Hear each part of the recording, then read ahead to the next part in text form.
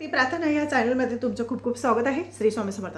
आज मी तुम्हाला सांगणार आहे स्वामी समर्थ प्रकट दिनानिमित्त आपल्याला आपल्या वास्तूमध्ये आपली वास्तू ऊर्जित करण्यासाठी असा एक हवन करायचा आहे आणि तो हवन करण्यासाठी तुम्हाला काय सामग्री लागणार ते सुद्धा मी आज सांगणार आहे।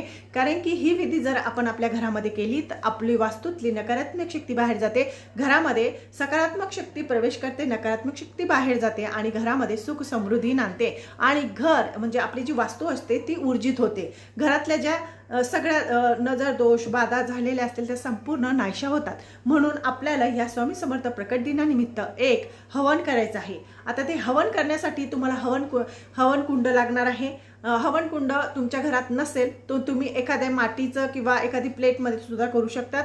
तर त्यासाठी काय करायचं, तुम्हाला गाईच्या गौऱ्या लागतील आणि शमिधा लागेल। आता शमिधा म्हणजे आपल्या जे झाडं वगैरे असतात, पवित्र झाडं असतात, त्यांच्या फांद्या वगैरे छोट्या थोड्याफार आणायच्या आहेत, नाही तर गौऱ्या घेतल्या तरी सुद्धा चालतील।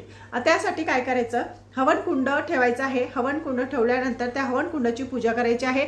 त्यामध्ये ह्या दोन्ही वस्तू ठेवायच्या आहे, त्याखाली थोडासा कापूर ठेवायचा आहे म्हणजे लगेच पेटतं। तर ते ठेवल्यानंतर त्याची पूजा करायची आहे। पूजा केल्यानंतर आपल्याला तो अग्नी प्रज्वलित करायचा आहे। अग्नी प्रज्वलित झाल्यानंतर जे मी तुम्हाला साहित्य सांगणार आहे ते एका डिशमध्ये आपल्याला काढायचं आहे। आता त्यासाठी तुम्हाला साहित्य सांगते। एक तांबून घ्यायचं, त्यामध्ये थोडेसे तांदूळ, भीमसेन कापूरची चुरा घ्यायचा आहे, पिवळी मोहरी घ्यायची आहे, लवंग आणि म्हणजे वेलदोडे असतात ते घ्यायचे आहे।